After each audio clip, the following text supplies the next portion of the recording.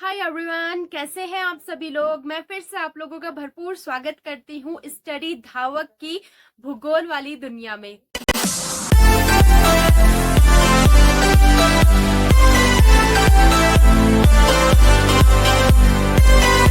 देखिए, किसी भी चीज की शुरुआत ना बहुत ज्यादा छोटे लेवल से होती है, एकदम बेसिक से।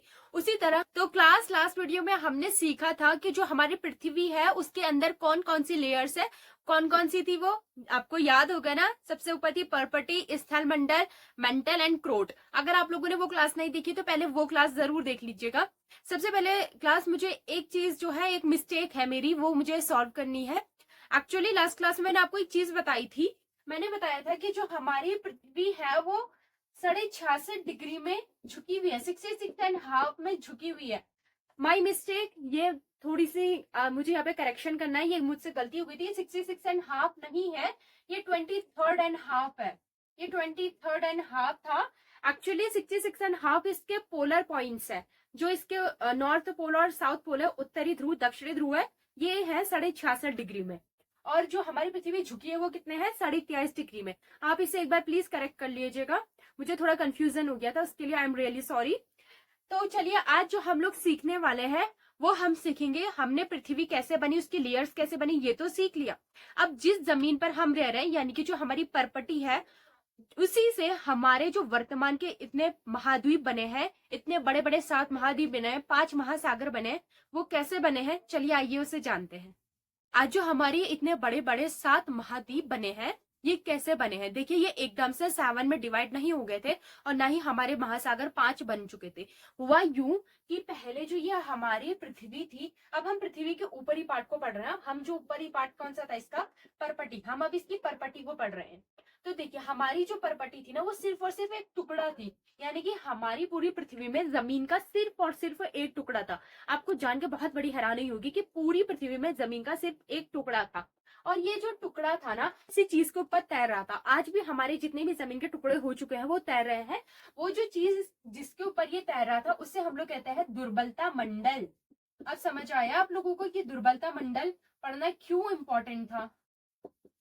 मैंने लास्ट क्लास में आपको बता दिया है कि दुर्बलता मंडल क्या है।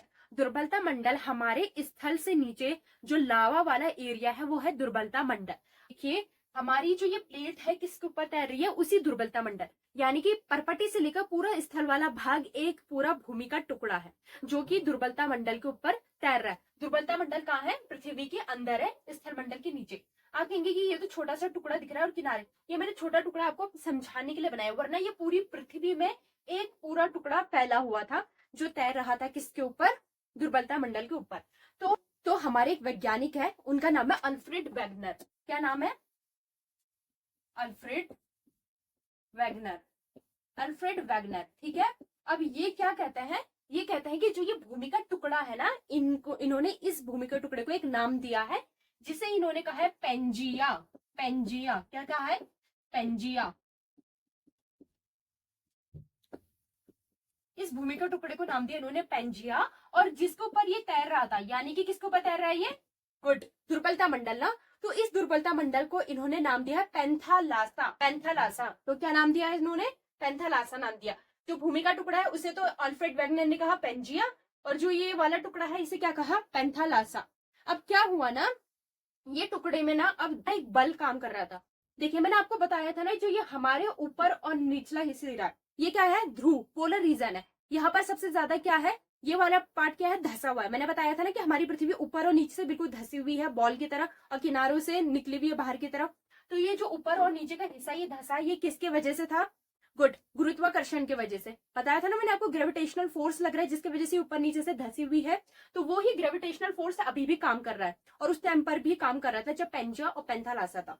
तो हुआ यूं कि जहां यहाँ पर जो ग्रेविटेशनल फोर्स काम कर रहा था, इसने क्या करा, इस टुकड़े को अपनी ओर खींचना शुरू करा, ऊपर वाले ने भी और नीचे वाले ने भी। अब आप बताओ, अगर मैं कोई कागज लूं और उसे दोनों तरफ से खींचने की कोशिश करूं तो क्या होगा, वो बीच से फट जाएगा ना, ऑब्वियसली बीच से फट जाएगा और एक दो अपोजिट डायरेक्शंस में चले जाएगा। उसी तरीके से यहाँ पर भी क्या हुआ, इसने क्या करा, एक दूसरे को खींचना शुरू करा, और जो ये वाला पार्ट था ये ऊपर की तरफ, और ये वाला पार्ट जो था ये नीचे की तरफ चले गया। जिस तरीके से अगर मैं पेपर को खींचूं तो ये अलग अलग डायरेक्शन में चले जाएंगे, उसी तरीके से ये भी क्या हुआ, ये भी एक तरह से टूट गया और ये ऊपर की और ये नीचे की तरफ चले गया।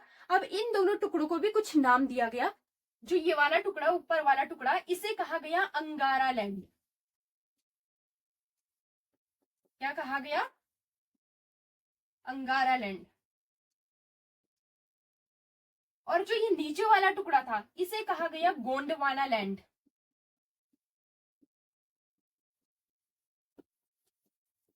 कौन सा लैंड कहा गया इसे? साथ में नोट्स भी बनाते रहिए, वरना कोई फायदा नहीं आपका क्लास देखने का। बिना नोट्स आपको अभी तो आप समझ जाओगे, बट बाद में तो रिवीजन के लिए जरूरत पड़ेगी ना। तो देखिए, सबसे ऊपर वाला पार्ट है अंगारा लैंड और सबसे नीचे वाला पार्ट है आपका गोंडवाना लैंड। ठीक है, ये 2 पार्ट्स में डिवाइड हो गया। अब क्या हुआ, देखिए जिस तरीके से यहाँ पर को 2 बल लग रहे थे ना, उसी तरीके से यहाँ किनारों में भी बल लग रहे थे। अब आप कहेंगे कि किनारों में कौन से बल थे? किनारों में तो कोई गुरुत्वाकर्षण उतना ज्यादा हाई नहीं है जितना पोलर में है। तो यहाँ ये ज्वारीय बल, ज्वारीय बल क्या होते हैं ना, देखिए जैसे चांद और सूरज है। चांद क्या है? पृथ्वी का उपग्रह। और सूर्य क्या है? चंद्रमा, सॉरी तारा है, जिसके चारों तरफ कौन चक्कर लगा रहा है? हमारी पृथ्वी। तो इनके पास भी तो कुछ ना कुछ ग्रेविटेशनल फोर्स होगा। ऑब्वियस सी बात है। चांद के पास क्यों होगा? क्योंकि चांद तो पृथ्वी का ही एक टुकड़ा है। जब पृथ्वी के पास ग्रेविटेशनल फोर्स था तो उसी के एक भाग के पास ग्रेविटेशनल फोर्स नहीं होगा क्या? पृथ्वी का ही तो टुकड़ा है वो, भले ही वो अब अलग हो गया हो, लेकिन पृथ्वी का ही हिस्सा था, तो उसके पास भी कुछ ना कुछ ग्रेविटेशनल फोर्स है। उसी तरह सूर्य के पास भी है, तभी तो उसने सारे ग्रहों को अपने पास बांध के रखा है, तभी तो सबके सब उसके चक्कर लगाते हैं। इसीलिए इन बलों को कहते हैं ज्वारीय बल। जो सूर्य और चंद्रमा के पास बल होते हैं, इन्हें हम लोग कहते हैं ज्वारीय बल। ज्वारीय बल। इन ज्वारीय बलों ने क्या करा ना, इनकी वजह से ज्वार भाटा भी आता है। ये ज्वार भाटा क्या होता है हम आगे सीखेंगे। तो सबसे पहले मैं आपको बता देती हूँ कि इन ज्वारीय बलों का क्या लाभ हुआ या फिर इन्होंने क्या रोल करा। अब इन ज्वारीय बलों की वजह से अब इन इलाकों में क्या लगने लगा? ज्वारीय बल लगने लगा। जिस तरफ को सूर्य जा रहा होगा वो वहां पे बल लगाएगा, जिस तरफ हमारा मून जा रहा होगा वो वहां पे बल लगाएगा। अब इन्होंने भी बल लगाना शुरू करा, तो ये जो टुकड़े थे ये और पार्ट में डिवाइड हो गए। एक तो ये ऊपर नीचे चले गए, ऊपर से टुकड़े क्या हुआ और बढ़ गए। इस तरीके से ये और बढ़ गए। अब ये इधर को जाने लगा, ये इस साइड। उसी तरह यहां भी हुआ, ये इस साइड जाने लग गया और ये इस साइड। अब इनके जो है ये एक दूसरे के और ज्यादा, अब ये और दूर दूर होने लगे। पहले तो ये ऊपर नीचे थे, अब ये और दूर दूर होने लगे, कुछ इस तरीके से।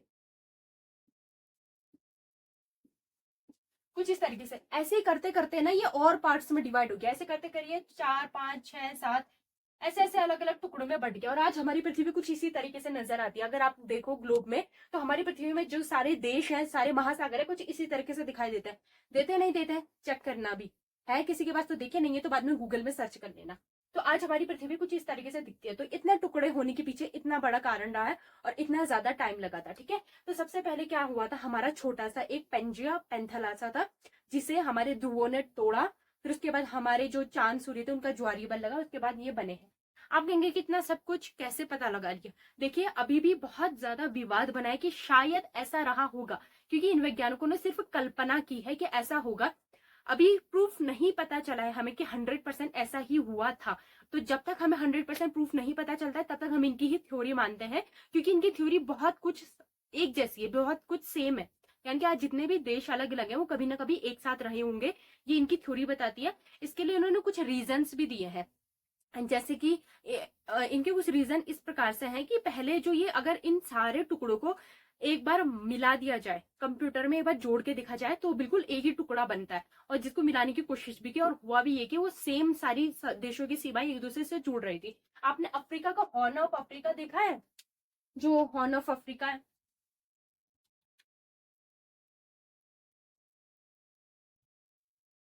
हॉर्न ऑफ अफ्रीका ऐसा है। उसी तरीके से हमारे भारत का ये वाला हिस्सा देखा है, देखा होगा ना, ये वाला गुजरात है और ये हॉर्न ऑफ अफ्रीका है। एक मिनट, हाँ थोड़ा अच्छे से। तो ये हॉर्न ऑफ अफ्रीका, अगर इस वाले पार्ट को और इस वाले पार्ट को जोड़ दिया जाए ना तो ये बिल्कुल सेम हो जाते हैं। तो माना जाता है कि गुजरात का और ये वाला इलाका जब टूटा होगा तो ये गुजरात भारत यहीं से टूटा था। एक और इंपॉर्टेंट चीज आप लिख लीजिएगा कि हमारा भारत किस वाले का पार्ट है। यानी कि हमारे पास 2 थे ना, एक था अंगारा लैंड और एक था गोंडवाना लैंड। तो आप कहेंगे वो तो अंगारा का होगा क्योंकि आज भारत उत्तर में। पहले भारत उत्तर में नहीं था, पहले भारत था साउथ में, पहले भारत दक्षिण में था। तो वो भारत जो था ना वो था गोंडवाना लैंड का हिस्सा। तो ये आप जरूर लिख लीजिएगा कि हमारा भारत गोंडवाना लैंड का हिस्सा था। किसका हिस्सा था? गोंडवाना लैंड का। गोंडवाना लैंड के कौन कौन से हिस्से थे? भारत था, अफ्रीका था, दक्षिण अमेरिका था। ये इन टुकड़ों से टूटने के बाद उत्तर की तरफ खिसकने लगा था। ये क्यों खिसक रहे हैं, ये अपनी जगह से क्यों हिल रहे हैं? पहले तो मैंने आपको बता दिया कि इनके ऊपर बल है जो अपनी तरफ खींच रहा है। दूसरा, ये लोग ना तैर रहे हैं। किसके ऊपर तैर रहे हैं? वो दुर्बलता मंडल। आप ऐसे समझ सकते हैं कि एक टब में पानी भरिए, उसके ऊपर कुछ 3-4 कटोरीज रख लीजिए, तो वो लोग एक ही जगह पर रहेंगी क्या? जिस जगह पर आपने रखा है बिल्कुल वहीं पे रहेंगी? नहीं ना, वो पानी है, वो बिल्कुल तैर रही होंगी, कभी इधर जाना कभी उधर जाना, इसी तरीके से तो करेंगी। तो बस ये भी हमारी कुछ प्लेट्स हैं जो क्या कर रही हैं, एक बाथ टब में तैर रही है, ऐसा आप समझ लीजिए। एक पानी के टब में ये लोग क्या कर रही है, बिल्कुल तैर रही है। तो हमारी पृथ्वी भी कहाँ पहुंच गई है? तैरते तैरते आज उत्तर पूर्व दिशा में, नॉर्थ ईस्ट दिशा में हमारी पृथ्वी पहुंच चुकी है।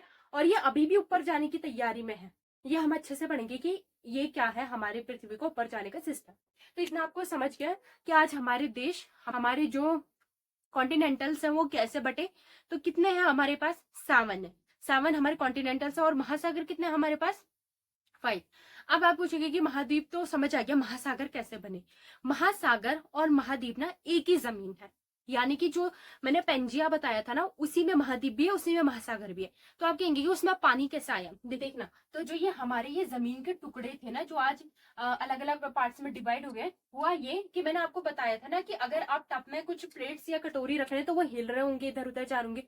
तो एक बात बताइए कि 3-4 कटोरियां एक साथ, वो कभी ना कभी एक दूसरे से तो टकराएंगी भी, एक न एक दूसरे के आस पास भी आएंगी, आमने सामने भी आएंगी। आएंगी या नहीं आएंगी? बिल्कुल आएंगी। इसी तरीके से हमारे प्लेट्स भी है ना, कभी कभी तैरते तैरते एक दूसरे के आसपास आ जाती थी और एक दूसरे से टकरा जाती थी। तो प्लेटों के टकराने से क्या होता था, जो मजबूत प्लेट थी और जो कमजोर प्लेट थी, ठीक है, एक थी मजबूत प्लेट और एक कमजोर प्लेट, तो कौन ज्यादा किस पर हावी हो जाएगा? मजबूत प्लेट कमजोर पे हावी हो जाएगी। तो ये मजबूत और कमजोर जब टकराती थी ना, तो ये कमजोर का एक सिरा टूट जाता था या एक सिरा टूट के धस जाता था, बिल्कुल इस तरीके से। ये प्लेट ऐसा समझ लीजिए, इसके ऊपर ये देखिए कुछ इस तरीके से, ये है एक मजबूत प्लेट और है ये कैसी प्लेट है? कमजोर। ये दोनों आए, आपस में टकराए, टकराने के बाद ये कमजोर प्लेट का किनारा टूट गया। टूटकर ये कहाँ जाएगा? सीधी सी बात है, जमीन के अंदर जाएगा, क्योंकि इसके नीचे डायरेक्ट क्या है अब हमारा? दुर्बलता मंडल है। पूरा आप ये स्थल मंडल का भाग समझो। स्थल मंडल हमारा बहुत मोटा है ना, ये पूरा हमारा ये स्थल, ये ऊपर की परपट्टी समझो, ये पूरा भाग, ये पूरा हमारा स्थल मंडल का भाग है ना। फिर इसके नीचे दुर्बलता मंडल बह रहा है। तो क्या हुआ, तो ये जो मजबूत है, तो ये जो मजबूत है और ये जो कमजोर वाली है, इसका पार्ट टूटा, टूट कर ये गिरा।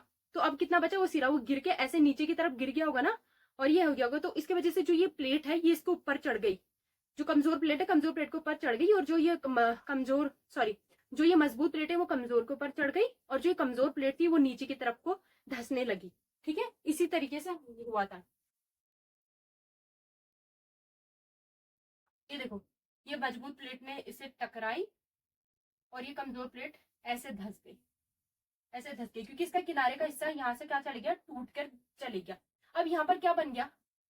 यहाँ पर को क्या बन गया? अब ये इसके ऊपर चढ़ गई, अब यहाँ पर क्या बन गया? गैप। आ रहा है नजर? यहाँ क्या बन चुका?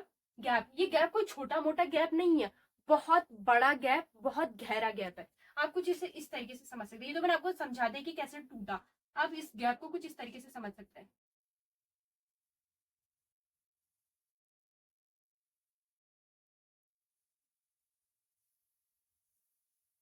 नीचे से ये एक दूसरे से जुड़ी हुई है, मतलब जुड़ी हुई है, और ये बीच में बहुत बड़ा गैप है।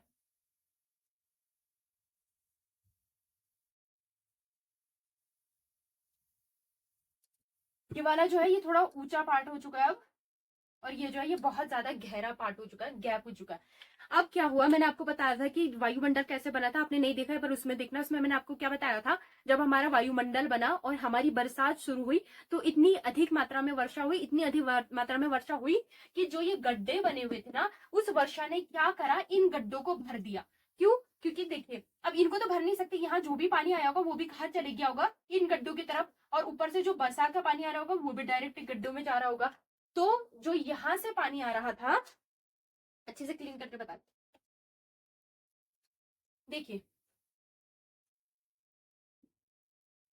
तो जो यहाँ से बरसात का पानी आ रहा था, एक तो डायरेक्टली यहाँ जा रहा था इन गड्ढों में, दूसरा जो पानी यहाँ भी आ रहा था वो भी कहाँ जा रहा था, बहकर इन गड्ढों में जा रहा था। तो क्या हुआ, ये गड्ढे समय के साथ भर गए। भरने के बाद इनका लेवल यहाँ तक पहुंच गया बराबर। अब इसके नीचे तो जमीन है, लेकिन ऊपर ऊपर क्या आ गया, इसके पानी आ गया। इसी को हमने क्या कहा, समुद्र। यही क्या बन गया आज, हमारे महासागर। अगर आप कभी ऐसी जगह में गए गोवा साइड में, तो वहां आपको जमीन और पानी का एरिया बिल्कुल बराबर नजर आता होगा ना। जमीन है, जमीन से आगे थोड़ा जाओ फिर समुद्र स्टार्ट हो जाता है। पानी, आपको ऐसा लगता है कि समुद्र और जमीन दोनों बराबर है, जबकि गलत है। जो जमीन है वो अंदर की तरफ धसी हुई है। कभी आप अंदर जाओ तो अंदर देखना, वो जमीन अंदर की तरफ मिली हुई नजर आएगी। जैसे ये है ना, बीच देखते होंगे, यहाँ पर कभी पानी आता है आपके सामने, आप कहते होंगे कितना खूबसूरत पानी है, बल्कि क्या है, ये इसी जमीन का टुकड़ा है। यानी कि यहाँ पर भी जमीन है जो कि अंदर से मिलेगी आपको। कभी आप अगर समुद्र में गहराई में जाएंगे तो इसके नीचे क्या होती है, जमीनें होती हैं, ठीक है ना। इस तरीके से क्या बन गए थे, हमारे महासागर बन गए। आए समझ में। अब बात करते हैं कि महासागर और महाद्वीप ना दो प्रकार की धातुओं से बने हैं। जो हमारे महाद्वीप बने हैं उन्हें हम कहते हैं, ये बने हैं हमारे ग्रेनाइट से, किसे बने, ग्रेनाइट से। और महासागर बने हमारे बेसाल्ट से, ठीक है। जो हमारे महाद्वीप बने हैं वो बने हैं ग्रेनाइट, और हमारे जो महासागर है वो बने हैं बेसाल्ट से।